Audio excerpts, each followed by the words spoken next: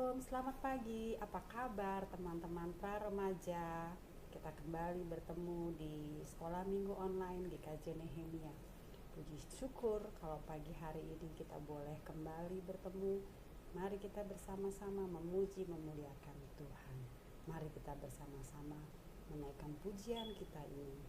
Allah di sini sebagai awal ibadah kita.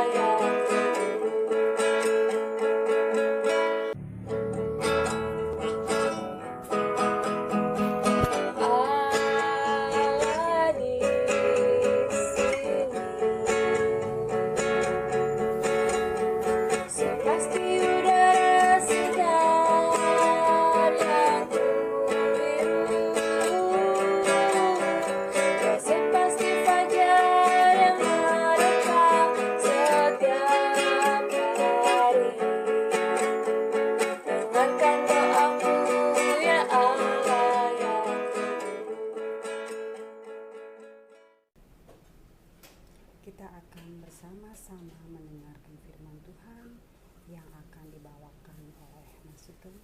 Mari kita mempersiapkan diri, kita menyambut firman Tuhan dengan segala sepenuh hati kita.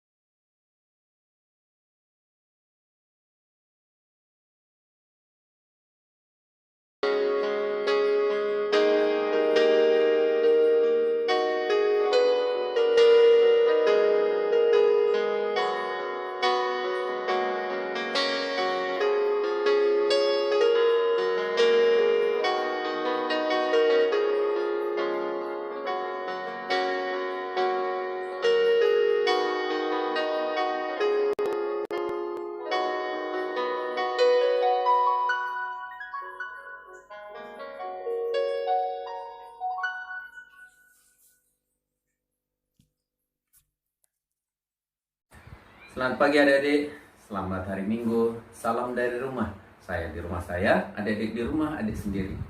Hari ini kita akan belajar firman Tuhan dari Mazmur 122. Mazmur 122. Sebelumnya mari kita berdoa mohon pertolongan Tuhan. Tuhan Allah Bapa di surga, kami mengucap syukur kepadamu di hari kudus, hari Sabat Tuhan. Hari Minggu pagi ini kami secara virtual menghadap kehadirat-Mu bersama-sama dari kediaman kami masing-masing untuk bersama-sama belajar tentang firman Tuhan. Hari ini kami akan merenungkan dari Mazmur Daud, Mazmur 122. Kiranya Roh Kudus menerangi kami, Roh Kudus melindungi kami, sehingga apa yang kami pelajari tentang firman-Mu dapat kami mengetahuinya, dapat kami memahaminya, sehingga Tuhan berkehendak kami dapat melakukannya dalam kehidupan kami sehari-hari. Berfirmanlah ya Tuhan, dalam nama Tuhan Yesus Kristus kami berdoa dan mengucap syukur. Amin. Ya, Mazmur 122 kita akan baca ayat 1-9, satu perikop penuh demikian. Nyanyian Ziarah Daud. Aku bersuka cita ketika dikatakan orang kepadaku, mari kita pergi ke rumah Tuhan. Sekarang kaki kami berdiri di pintu gerbang-Mu, hai Yerusalem. Hai Yerusalem yang telah didirikan sebagai kota yang bersambung rapat. Kemana suku-suku berziarah, yakni suku-suku Tuhan, untuk bersyukur kepada nama Tuhan sesuai dengan peraturan bagi Israel. Sebab di sanalah ditaruh kursi-kursi pengadilan, kursi-kursi milik keluarga Raja Daud. Berdoalah untuk kesejahteraan Yerusalem. Biarlah orang-orang yang mencintaimu mendapatkan sentosa. Biarlah kesejahteraan ada di lingkungan tembokmu dan sentosa di dalam purimu. Oleh karena saudara-saudaraku dan teman-temanku, aku hendak mengucapkan, semoga kesejahteraan ada di dalammu. Oleh karena rumah Tuhan Allah kita, aku hendak mencari kebaikan bagimu. Inilah firman Tuhan. Yang berbahagia adalah setiap kita yang selalu mendengarkan, memahami, dan dapat melakukan dalam kehidupan kita sehari-hari. Haleluya. Tema renungan kita hari ini adalah kebaktian sebagai bentuk ibadah. Mazmur adalah kitab terpanjang dalam Alkitab. Terdiri dari 150 pasal. 150 pasal. Kitab Mazmur berisi nyanyian pujian kepada Allah, doa memohon pertolongan, dan syair yang menyatakan kepercayaan umat kepada Allah. Mazmur dipakai sebagai pujian atau buku doa yang pertama, dipakai dalam ibadah di bait Allah di Yerusalem. Kitab Mazmur dipergunakan juga di rumah ibadat orang Yahudi, yaitu sinagog, dan komunitas-komunitas Kristen atau jemaat. Nah, jadi Mazmur 122 merupakan syair yang dinyanyikan oleh orang Israel dalam ziarahnya ke Yerusalem. Ziarah di sini adalah perjalanan panjang dengan berjalan kaki. Dengan berjalan kaki yang dilakukan bangsa Israel menuju pusat ibadah Yahudi di Yerusalem, dan dilakukan setiap tahun sekali dalam satu tahun. Jadi ziarah yang dimaksud bukan seperti yang kita pahami, yang kita lihat, yaitu orang-orang pergi ke pemakaman, pergi ke kuburan, menabur bunga, membaca doa-doa, dan bukan itu, tetapi adalah ziarah perjalanan panjang dengan jalan kaki secara berombongan berarak-arakan menuju pusat ibadah mereka, yaitu di Yerusalem. Dari bacaan ini, para penafsir berpendapat bahwa pembacaan syair dalam Mazmur 122 ini dilakukan dalam perjalanan pulang untuk mengingat perjalanannya ziarahnya. Ingat, ziarah bukan pergi ke kuburan seperti yang kita lihat. Pemazmur mengingat tentang sukacitanya sebagai tanggapan atas ajakan sekelompok peziarah. Kini perjalanan sudah selesai dan pemazmur dapat mengatakan, sekarang kaki kami berdiri di pintu gerbangmu, hai Yerusalem. Perjalanan mereka berhasil. Doa mereka telah dilakukan. Permohonan mereka telah dinyatakan. Dan mereka akan kembali pulang. Dan ketika ada di pintu gerbang Yerusalem untuk pergi meninggalkannya, mereka bersuka cita. Ada 3 bentuk penulisan dalam Mazmur 122 ini, yaitu 1. Sukacita yang mereka alami saat berangkat ke Yerusalem, yaitu dinyatakan dalam ayat 1 dan 2. Untuk yang kedua adalah kemuliaan yang akan mereka peroleh di Yerusalem. Karena orang beranggapan, orang percaya bangsa Israel, bangsa Yahudi pada waktu itu, ketika mereka dapat pergi dan sampai kepada satu tempat ibadah yang mereka idam-idamkan, yaitu di Yerusalem, mereka akan dimuliakan. Ayat 3 sampai ayat 5. Dan bentuk yang ketiga adalah kepedulian mendalam yang patut mereka rasakan bagi Yerusalem, dan doa-doa yang harus mereka naikkan demi kesejahteraan mereka. Mereka juga meyakini ketika mereka dapat berdoa di pusat keagamaan, pusat ibadah di Yerusalem, mereka akan mendapatkan kesejahteraan dalam hidupnya. Apa yang mereka kerjakan, apa yang mereka usahakan, apa yang mereka perbuat akan berhasil dan akan mendapatkan kesejahteraan. Ayat 6 sampai 9. Ini dari inti dari bentuk penulisan dari Mazmur 122. Sukacita yang dialami oleh Daud dan orang-orang Israel lainnya adalah saat menghampiri dan menantikan Allah dalam ketetapan-ketetapan ibadah mereka. Saya ulangi, saat menghampiri dan menantikan Allah dalam ketetapan-ketetapan ibadah mereka. Daud sendiri bersukacita, dan ia ingin agar setiap orang Israel juga mengatakan bahwa ia bersukacita, mereka bersukacita ketika mereka dipanggil untuk pergi ke rumah Tuhan. Jadi sama seperti orang Israel, Allah juga menghendaki supaya kita beribadah bersama-sama kepadanya, kepada Tuhan, supaya semakin banyak orang-orang yang bersekutu dan menantikan Dia dalam ketetapan ibadah bersama.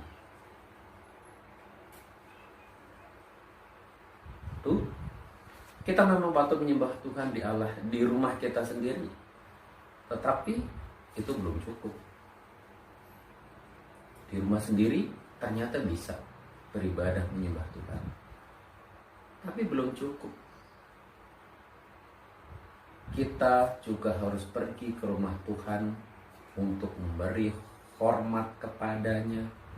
Karena itu janganlah kita menjauhkan diri dari pertemuan-pertemuan ibadah kita. Membangun persekutuan, membangun kelompok doa, dan pergi beribadah di gereja secara bersekutu bersama-sama. Untuk itu kita bukan saja harus rukun satu sama lain, tetapi juga saling memberi dorongan untuk pergi beribadah kepada Allah, kepada Tuhan. Sama seperti orang-orang Yerusalem, orang-orang Israel yang pergi ke Yerusalem. Mereka adalah orang-orang yang datang dari perdesaan. Mereka tidak punya kendaraan, mereka berjalan kaki dengan arak-arakan, dengan rombongan, berhari-hari, bermalam-malam, dan itulah siaran mereka. Yang merasa perjalanan mereka sangat membosankan. Untuk itu mereka harus menghibur diri dengan pengharapan bahwa tidak lama lagi mereka akan tiba di Yerusalem, di rumah Tuhan. Untuk apa? Untuk bersekutu, membangun persekutuan, memuji Tuhan, memuliakan Tuhan. Lalu bagaimana dengan kita? Sama seperti kita pada saat ini, saat pandemi COVID-19, kita merasa bosan di rumah, kita ingin pergi berkumpul dengan teman-teman di sekolah, ingin berkumpul dengan teman di gereja, dan bahkan ingin beribadah bersama-sama di satu tempat dan waktu yang sama. Tempat dan waktu yang sama. Di mana? Di gereja. Tapi untuk saat ini, memang kita harus bersabar. Situasi belum memungkinkan kita melakukan itu. Kalau kita baca, kita dengar berita, baik di media cetak, media online, atau di televisi, bahwa penderita positif COVID-19 masih terus bertambah. Dan Jakarta secara keseluruhan termasuk zona merah. Maka kita harus juga menjaga diri, menahan diri, mengekang diri agar kita bukan hanya karena ingin bersekutu pergi ke gereja, tetapi kita juga harus menjaga kesehatan kita. Jangan sampai kita menjadi korban dari virus yang sangat ganas itu. Nanti ketika semuanya sudah berjalan normal kembali, maka semua rasa bosan, capek, sepi, ketersendirian, semua akan terobati. Sama seperti bangsa Israel, ketika mereka harus merasakan rasa capek, rasa bosan, rasa luar biasa karena mereka harus menempuh perjalanan yang sangat panjang. Dan ketika mereka sampai di rumah Tuhan di Yerusalem, mereka semua bersukacita. Bersukacita. Dan ada yang dikasih Tuhan, kehidupan pra remaja saat ini dipenuhi dengan tawaran yang seringkali membuat kita atau membuat adik-adik semuanya meninggalkan persekutuan dengan Tuhan.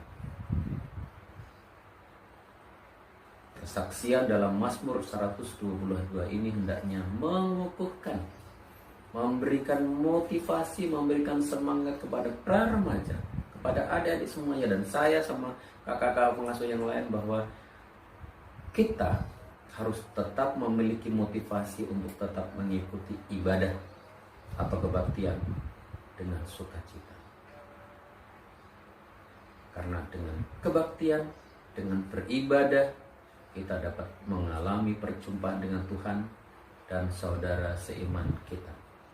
Sekali lagi, seperti yang saya sampaikan di atas, walaupun saat ini perjumpaan tersebut masih kita lakukan secara virtual, melalui media elektronik, kita tetap bisa bersekutu, kita tetap bisa beribadah bersama. Beruntung saat ini sudah ada sarana yang memungkinkan kita untuk bertemu, walaupun tidak satu tempat, tetapi satu acara, satu kegiatan, yaitu ibadah bersama. Coba kalau tidak ada atau belum ada, maka kita tidak dapat berkomunikasi dengan teman-teman yang lain dari tempat yang berbeda. Nah, dengan kebaktian pula kita memperoleh kekuatan untuk menghadapi segala tantangan yang terjadi dalam kehidupan kita sehari-hari. Ketika ibadah, ketika kebaktian merupakan salah satu sarana perjumpaan kita dengan Tuhan, maka kita perlu mempersiapkan diri dengan baik agar perjumpaan kita dapat diterima oleh Tuhan dan menyenangkan hati Tuhan. Ada persiapan yang harus kita lakukan. Paling tidak ada 3 hal. Yang pertama adalah persiapan hati dan diri kita. Jangan pergi ke gereja, jangan melakukan ibadah karena hanya terpaksa, karena disuruh orang tuanya, padahal hati kita kosong, hati kita entah kemana, terbang melayang memikirkan yang lain. Hati dan diri kita harus siap untuk datang kepada Tuhan. Persiapan yang kedua adalah bahwa kita harus berpakaian sopan dan rapi. Ingat, walaupun di rumah kita tetap berpakaian yang rapi, berpakaian yang sopan, berpakaian yang bersih. Nggak harus baru loh, tetapi sopan dan rapi. Persiapan yang ketiga adalah ketika kita melakukan ibadah, kita harus mengikuti setiap bagian dari liturgi ibadah yang kita lakukan. Kita memuji dengan baik, kita berdoa dengan benar, kita membaca firman Tuhan dengan sungguh-sungguh, terlebih kita juga mendengarkan apa sebenarnya renungan firman yang disampaikan oleh kakak-kakak pengasuh kita, atau pendeta, atau siapapun yang ditugaskan untuk menyampaikan renungan firman Tuhan. Kita harus sungguh-sungguh melakukan itu. Kalau selama ini masih ada yang ngobrol ketika seperti yang lalu-lalu di gereja, di kelas pra-remaja, tapi melalui bacaan ini, melalui ajaran ini, kita disadarkan, kita diingatkan bahwa ibadah harus kita lakukan dengan sungguh-sungguh. 1 sampai 1,5 jam waktu yang dipergunakan untuk pelaksanaan ibadah harus kita khususkan, kita prioritaskan, dan kita berikan secara spesial untuk Tuhan. Adik-adik sekalian, ada sebuah artikel yang dimuat di The Nashville Banner, yaitu sebuah surat kabar di Amerika Serikat, tepatnya di kota Tennessee, yang melaporkan bahwa ada seorang ibu namanya Ella Craig yang saat itu dilaporkan berusia 81 tahun. Dikatakan bahwa ia tidak pernah absen, tidak pernah bolos untuk beribadah ke gereja selama 20 tahun. 20 tahun. Dan kalau dihitung berapa minggu, akan ketemu 1040 hari minggu. 20 tahun atau 1040 hari minggu. Lalu artikel itu memunculkan pertanyaan sebagai berikut. Apakah Ibu Ella Craig yang berusia 81 tahun itu tidak pernah mengalami, tidak dapat pergi ke gereja karena alasan tertentu? Pertanyaan yang kedua, apakah ia juga tidak pernah sakit? Misalnya sakit flu, pilek, tidak enak badan, kecapean karena kemarin-kemarin baru ada kegiatan yang lain, sehingga dia bolos ke gereja? Pertanyaan yang ketiga, apakah ibu ini tidak pernah melakukan perjalanan akhir pekan untuk ke rumah saudaranya, berwisata, atau pergi kemana sehingga dia tidak pergi ke gereja di hari Minggu? Yang keempat, apakah si ibu itu tidak pernah terlambat bangun pagi di hari Minggu sehingga dia tidak pernah terlambat atau batal pergi ke gereja? Kelima, apakah di tempat tinggalnya ibu ini tidak pernah turun hujan atau turun salju di Minggu pagi sehingga itu menghalangi dia untuk pergi ke gereja?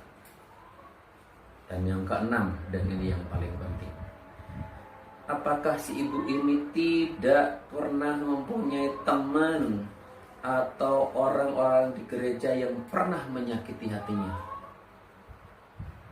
20 tahun, 1040 hari Minggu, tidak pernah kecewa, tidak pernah sakit hati, tidak pernah marah kepada seseorang pun yang ada di gereja, baik itu temannya atau orang-orang yang dijumpainya.